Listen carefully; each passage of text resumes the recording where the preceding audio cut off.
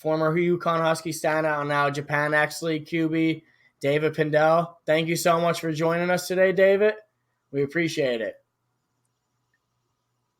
Yeah, no problem. I appreciate you guys for having me on here and letting me join you guys. Thank you. No problem, man. For those of you that don't know, David is a 26-year-old American-born quarterback. He was born in Columbia, Maryland, and he currently plays in the X League based out of Japan.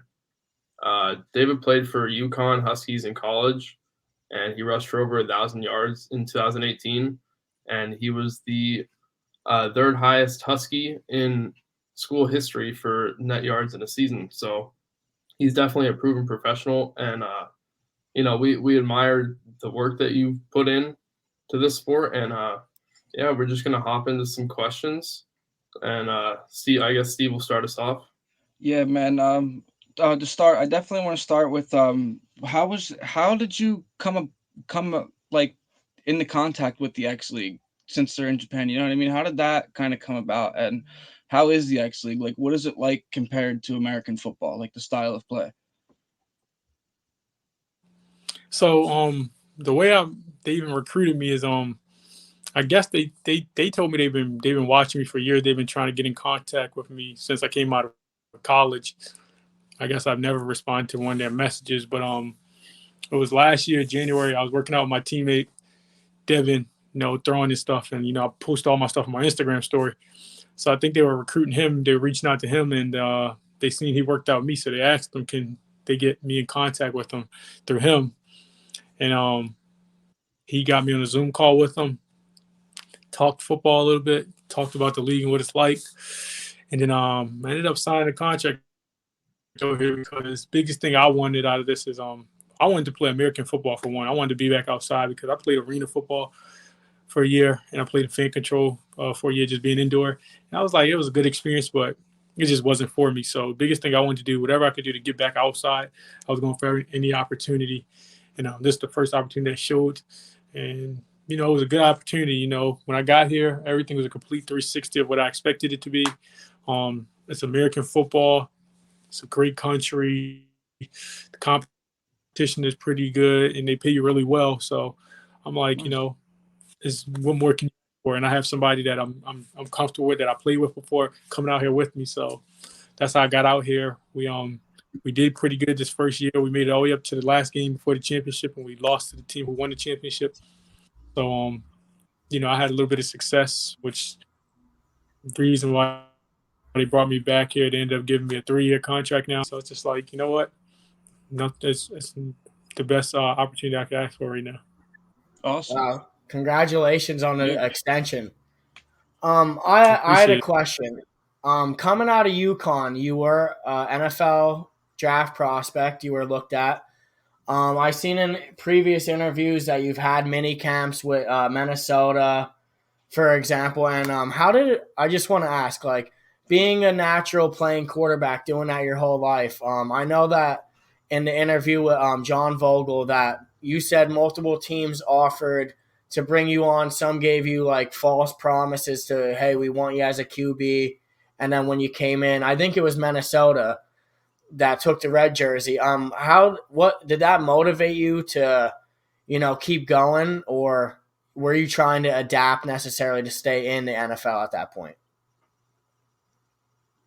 At that point, because for me, playing in the NFL and all that, that wasn't always like my dream come true as a kid and stuff. Because I started playing football sophomore year of high school, and for me, it was just something that like it kind of worked out. Like I got recruited by Division I schools, and it's like, okay, it worked out. So I just wanted to see how far my potential could take me. So me getting the opportunity just to be a part of the NFL, or just being even recruited or talked about, it was just the opportunity a lot of people don't get. So for me, I just wanted to, stay on the team, do whatever I can to be on the team, so I can say, look, I accomplished the goal of I made it to the NFL. I made it to the highest level of this industry. Now I want to, just keep going in there. But for me, once he gave me the coach gave me he switched my jersey and told me to go with the running backs. I'm just like, okay, I didn't complain or anything. I just wanted to, see how far my potential could take me. And, obviously didn't work out. That wasn't for me. And once I realized that wasn't for me, I went to Tampa, tried the receiver thing. I realized, I wasn't enjoying this. I realized I got to stick to what I'm comfortable doing, what makes me happy, and that's playing quarterback. So that's what took me on to, going to the CFL, going to the Arena League, and brought me all the way out here because it was about doing what I love and what makes me happy rather than, just doing something to, make get a check or to just, say I have something. I'd rather do what I love rather than just do something just for, a short period of time. Mm-hmm. That's That's a great mindset to have. Yeah, I really admire that, man. It's not always about like what you're getting paid, what kind of contract you have. Sometimes it's about, doing what you love. That's what everyone should honestly strive for. Absolutely. I admire that, dude, seriously. Going off of that, you mentioned that you didn't start playing football until you were a sophomore in high school. So I was just wondering what other sports you played growing up and what your favorite sport was. I didn't play any sports growing up. My mom was strict. She never let us out the house early. She just kept us so cased up in the house. She didn't let us go out the house. We didn't get to play sports. We didn't get to play Little League football, anything like that. So the reason I was able to play in high school is because, when you get into high school, you get a little bit of age. You kind of get to make your own decision just a little bit. So when the high school football came out, it's like I'm turning 15, I think 15, 16. And tryouts is like you just go to try. You don't have to get no paper sign or anything like that. And then at the point when you did have to get the paper sign after, tryouts was over, I think my mom got a little more lenient with her decision. So, okay, you can play. But like growing up, Little League or anything like that, we never played sports. We stayed in the house all the time. We had no experience playing sports or anything like that. But I was also interested in running. Like in elementary school, I used to race all the kids and like gym class stuff. So I used to like running. I used to always, try to be the fastest kid in any situation I was in. But that was it. Well, you're great on your feet, man. The highlights that we've seen, you're explosive. You're great on your feet. You said your idol's Michael Vick, man. Your play style definitely matches him, in my opinion. I wanted to ask you, man. Could you give us a background of the X League, what it's kind of like? Like a little, could you kind of go in depth of like what the season format's like?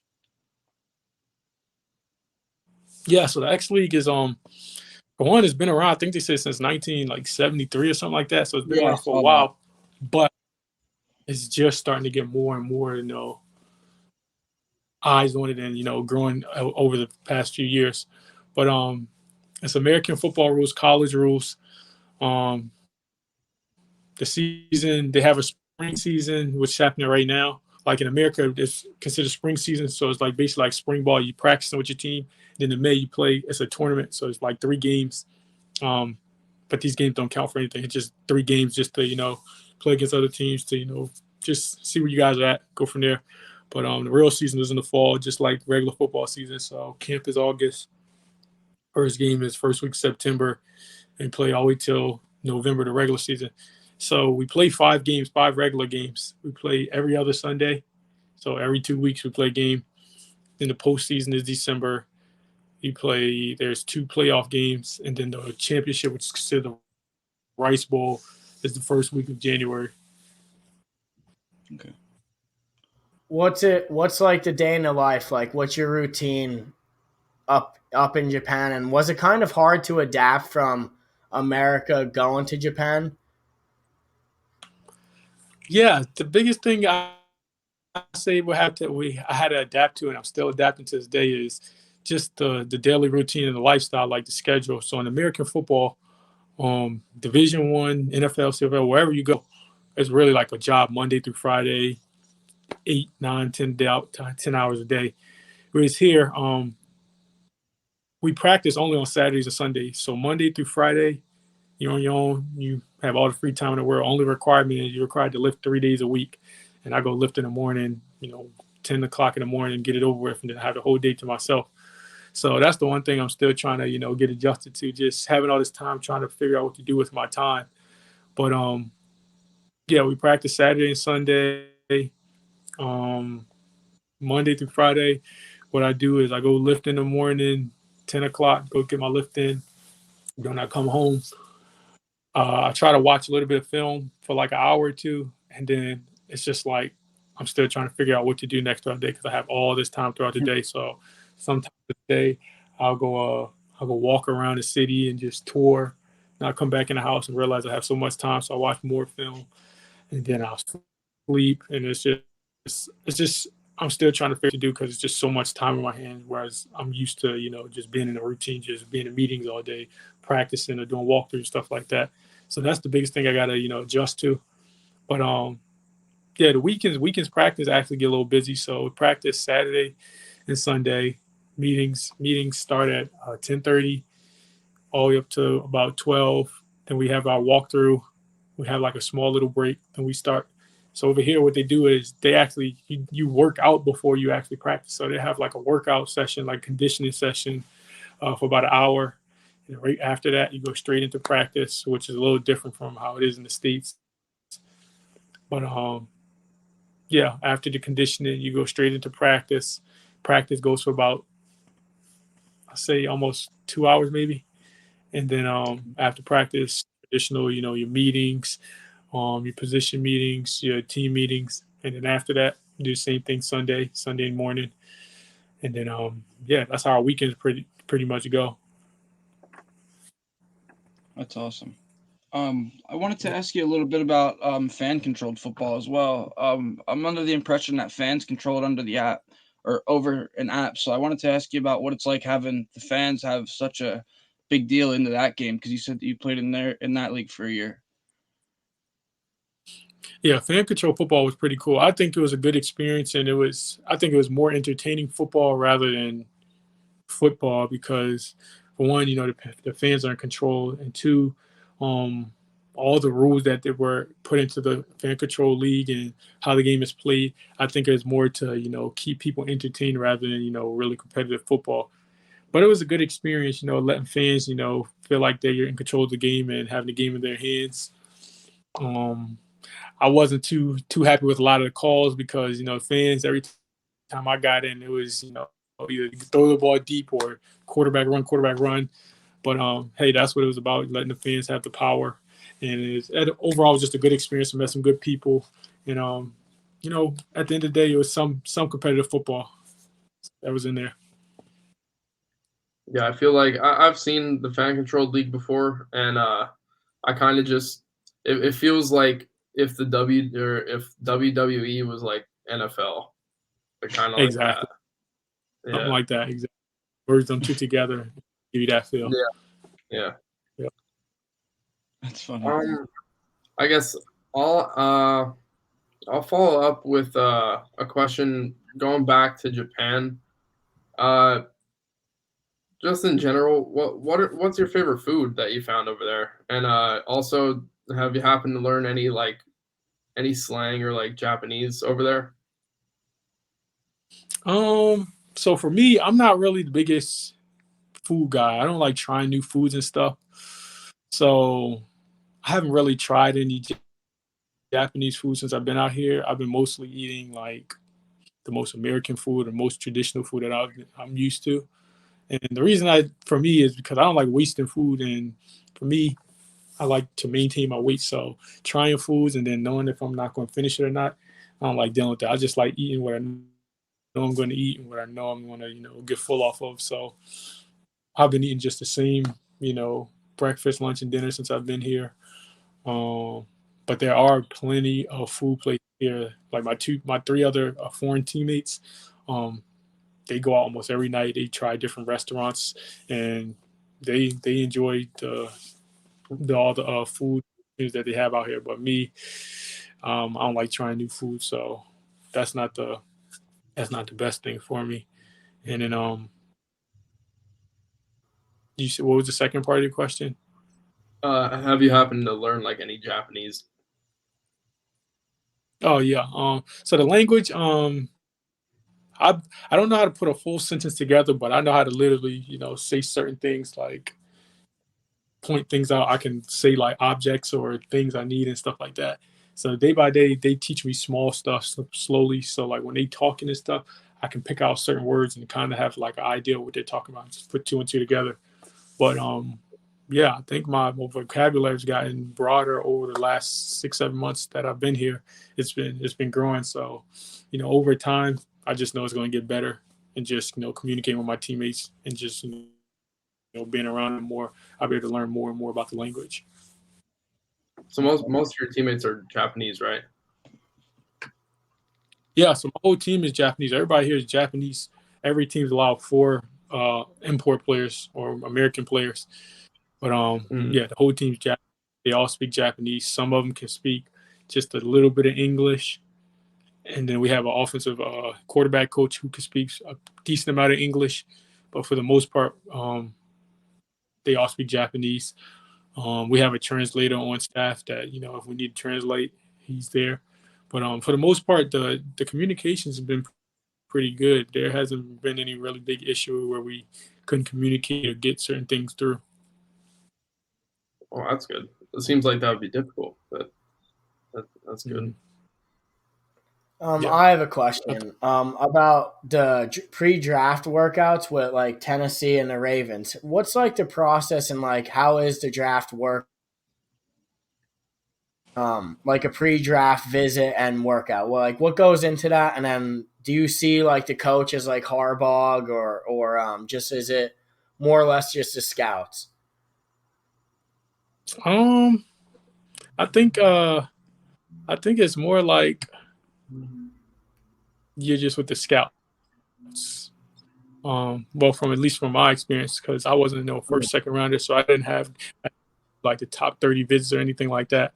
I just got to do like the private workouts.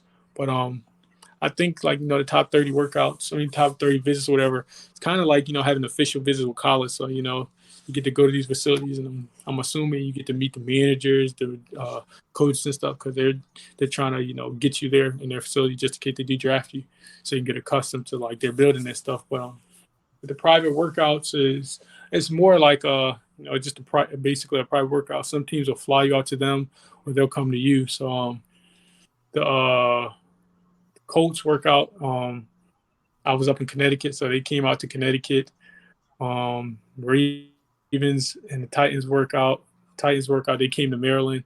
They sent a scout out there, and basically we went to a local field. You sign a little waiver, and then they just put you through some drills. They see you. Well, for me, they had me running routes, and then they had me throwing a little bit. Then doing like some running back drills.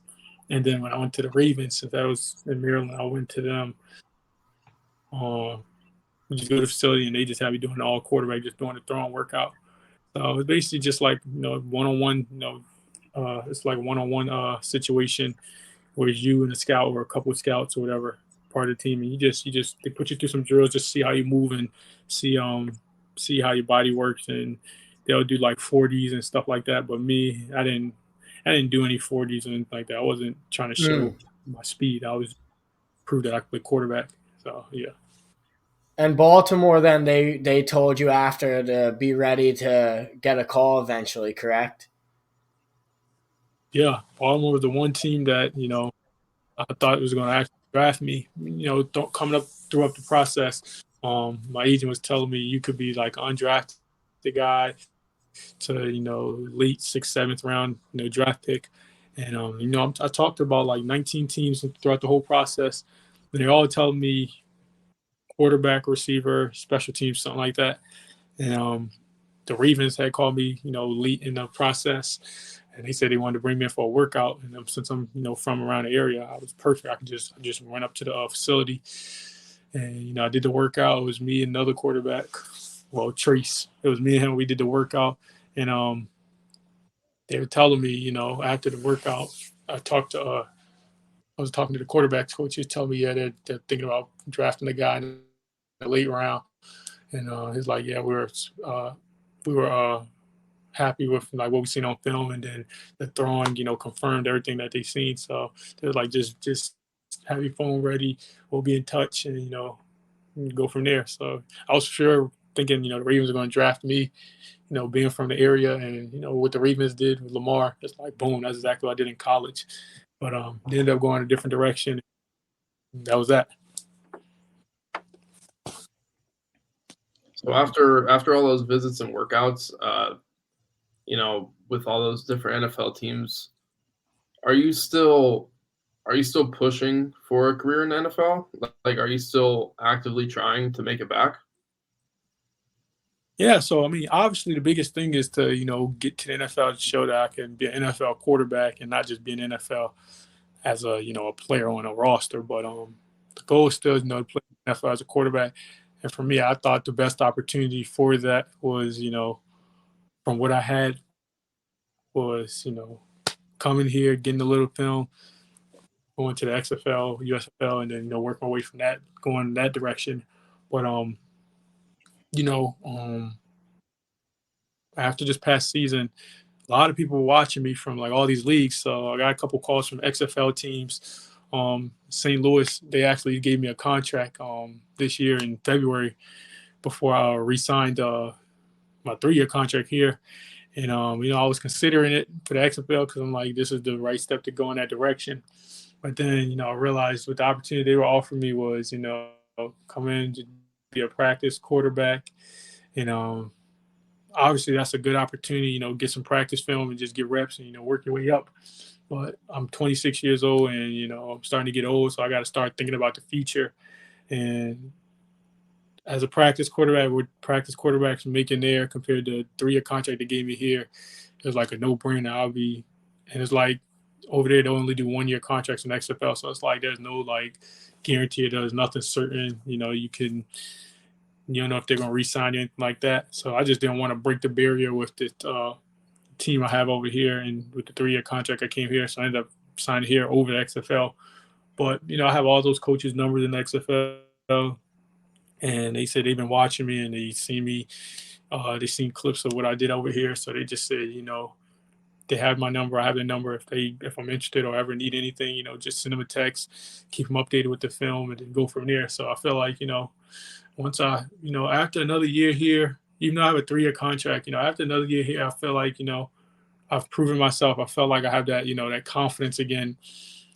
It's easy to just make a call to just can you bring me in for a workout or just check me out and go from there. But yeah, at the end of the day, I'm 26. I'm getting older, and you got to start thinking about longevity and job stability at this point because I've been guessing for the last 3 years of my life. So now I got to start thinking about the future. Absolutely. So I wanted to ask you, so what's your biggest goal for this upcoming season? What means the most to you to complete this upcoming season? To win the championship, honestly, that's the only thing for me. Winning the championship in my second year here would definitely give me a lot of confidence, and it'll give me a lot of legitimacy to who I am and what I bring to the table. Because I haven't played outdoor football since UConn. This past year was my first time playing since 2018 UConn. So playing all these other leagues and stuff, it's cool, but real football is 11-11 American football. So since it's been 2018 since I played a real game, we made it all the way up to semifinals this past year. And if I get another year under my belt and then we win a championship, it'll give me that confidence. Like, okay, I still got it. I can still be, the player I was in college with a little more knowledge and a little more experience, and I'll be a little more confident if I, feel like I want to, come back to the States and get opportunity in the XFL. I'm ready to do that. This video cut out. Oh shit.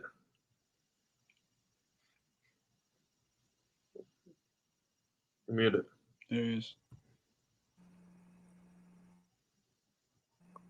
Sorry about that. Can you hear me? Yeah. Oh, you good? I thought that was me. Yeah, you're good.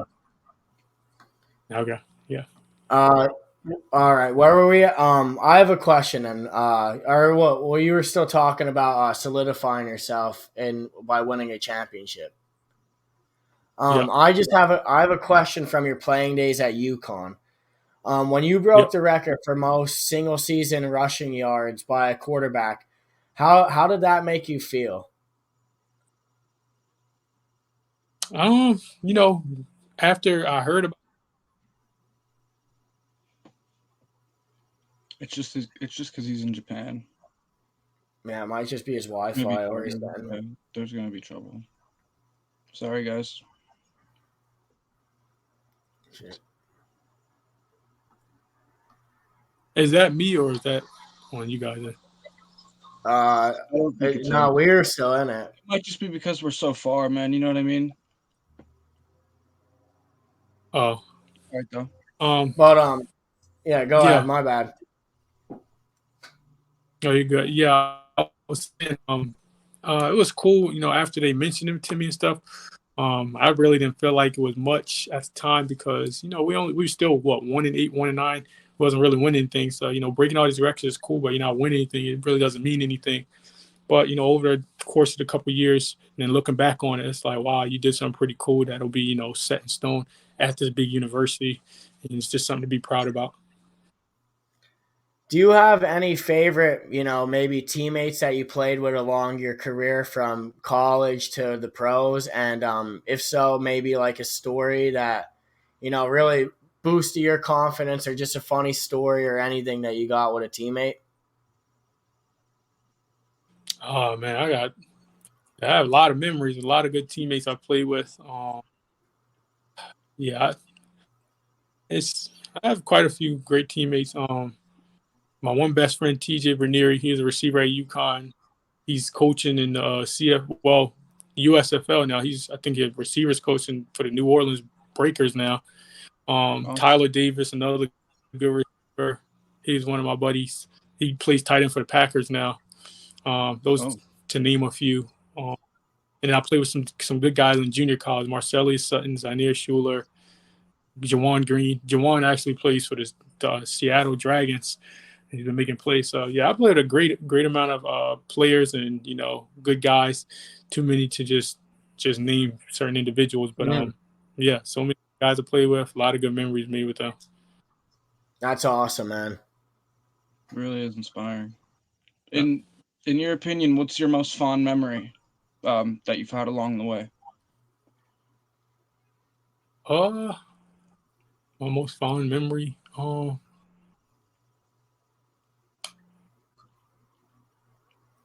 If I had to pick one memory, I would just say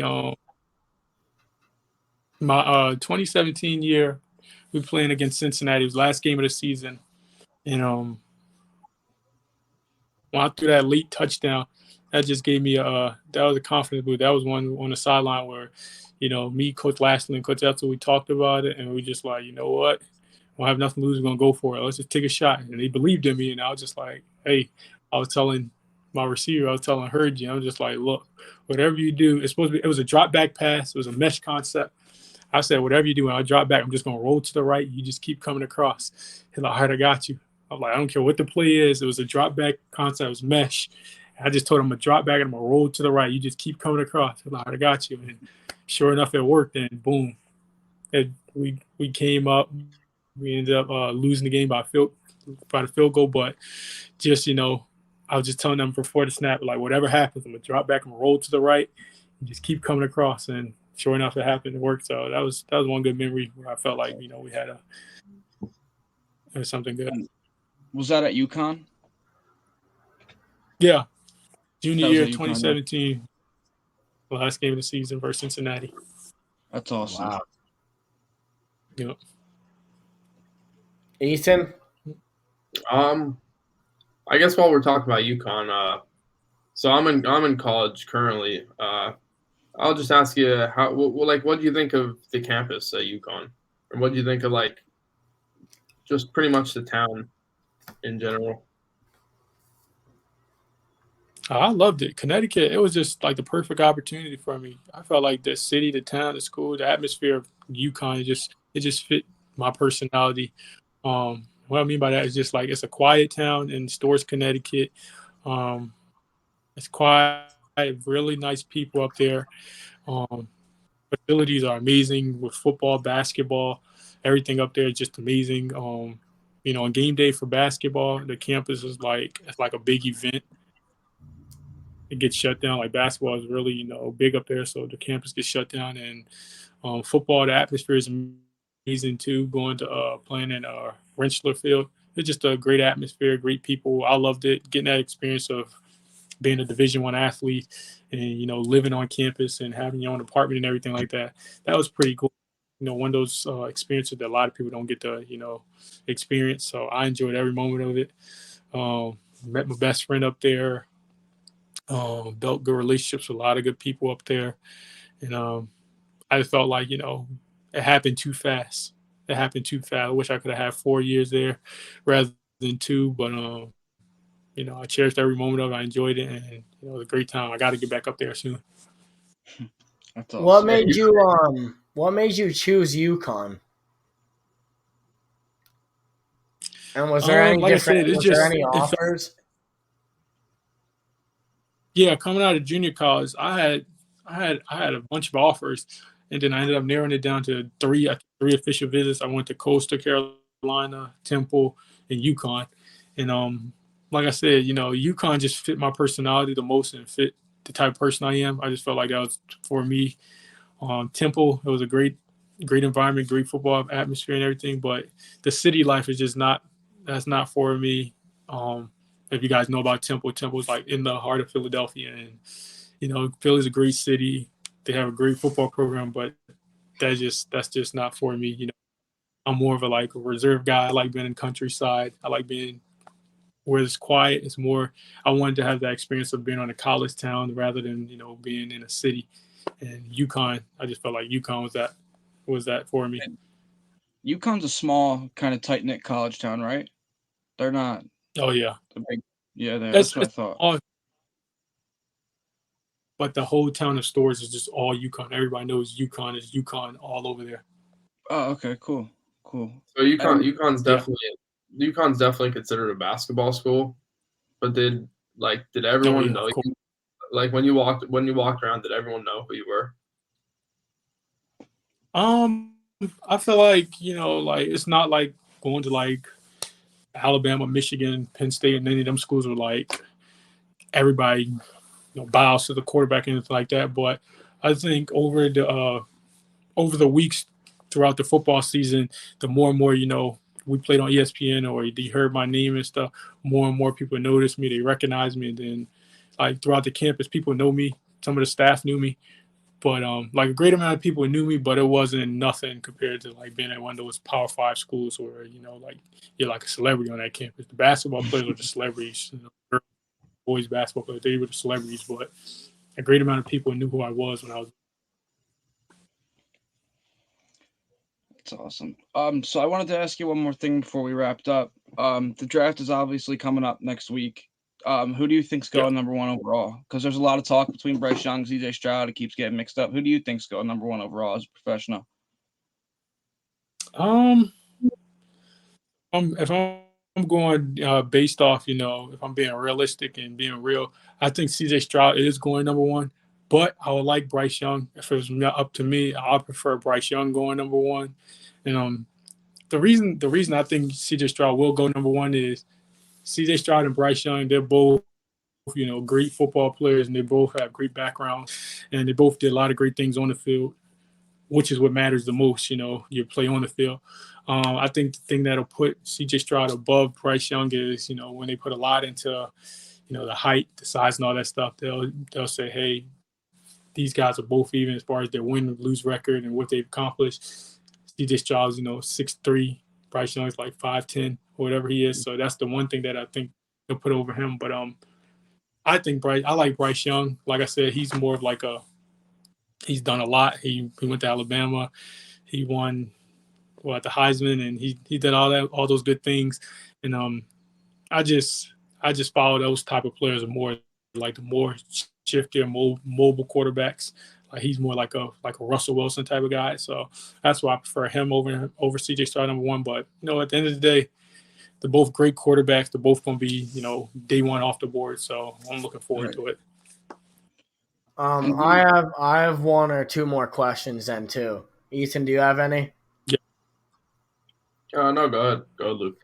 I just wanted to know, is there any specific reason for you wearing the number 5? I seen that followed you around for most of your career. No, it wasn't nothing specific about it. My number was number 2 at the time. Like when I started playing football in high school and junior college, I wore number 2 because my birthday January 2nd. So the 2 for second. That's why I wore number 2. Then when I got to UConn, Coach Edsel sends me a text and said, "Yeah, you're gonna wear number 5." once he told me that, I was just like, it stuck with me, and I just stuck with that number ever since then, number 5. So it don't have any big meaning to it. It's just what I was gave, and I just stayed with it. I just want to say it looks cool. I love number 5 because of Donovan McNabb from when he played his time in Philadelphia. My final question is how if we would tell the viewers, how would they tune into the X League to watch it?